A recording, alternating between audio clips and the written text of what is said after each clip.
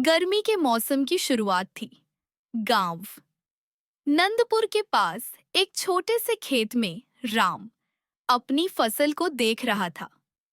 हल्की हवा चल रही थी और पास में गंगा भी खेत में काम कर रही थी। वे दोनों गांव के मेहनती किसान थे।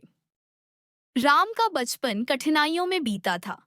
उसके पिता उसे सिखाया करते थे, बेटा, दुनिया की बातें मत सुनना, बस अपने काम पर ध्यान देना। लेकिन राम ने हमेशा लोगों की राय को गंभीरता से लिया। वह चाहता था कि लोग उसके बारे में अच्छा सोचें। गंगा दूसरी ओर समझदार थी। उसने कई बार देखा था कि कैसे लोग पहले किसी को सलाह देते हैं और बाद में उसका मजाक उड़ाते हैं। वह जानती थी कि लोगों की सोच हमेशा बदलती रहती है। उस दिन वे गांव वापस लौट रहे थे। साध उनका प्यारा बैल उनके साथ था। रास्ता लंबा था। गंगा ने सिर पर दुपट्टा ठीक किया और राम से कहा। चलो जल्दी चलते हैं, रात होने वाली है। तभी रास्ते में एक राहगीर मिला। उसने उन्हें पैदल चलते देखा और बोला। अरे भाई, तुम लोग पैदल क्यों चल रहे हो? देखो, तुम कमजोर दिख रहे हो और तुम्हारा बैल ताकतवर है। इस पर बैठ जाओ। राम और गंगा ने एक दूसरे को देखा। बात में तर्क था। वे साध पर बैठ गए।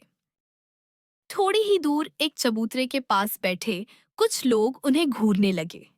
एक बुजुर्ग व्यक्ति नाराजगी से बोला। क्या दुनिया आ गई है? दोनों उस बेचारे जानवर पर बैठे हैं। देखो, कैसा कमजोर लग रहा है। कम से कम एक तो उतर जाओ। राम उतर गया। अब गंगा बैल पर थी। कुछ समय बाद एक महिला उन्हें देखकर गुस्से में बोली। कैसी औरत हो तुम? खुद मजे से बैठी हो और तुम्हारा पति पैदल चल रहा है। शर्म नहीं आती? गंगा हड़बड़ा गई। उसने तुरंत उतरने का फैसला किया। अब दोनों पैदल चलने लगे। राम ने गहरी सांस ली और मुस्कुराकर बोला। गंगा, अब समझ आ गया कि लोगों का काम है कहना। हमें अपनी बुद्धि से ही निर्णय लेना चाहिए। गंगा ने सिर हिलाया। दोनों हंसते हुए पहले की तरह पैदल चलने लगे। रास्ते में सरसों के खेत सोने की तरह चमक रहे थे और दूर गांव की घंटियां बज रही थीं। अब वे जान गए थे, लोगों की बातें कभी रुकेंगी नहीं, लेकिन हमें अपने विवेक से चलना चाहिए। दोस्तों, उम्मीद है कि आपको यह कहानी पसंद आई होगी। ऐसी और भी कहानियां सुनने के लिए चैनल को सब्सक्राइब करें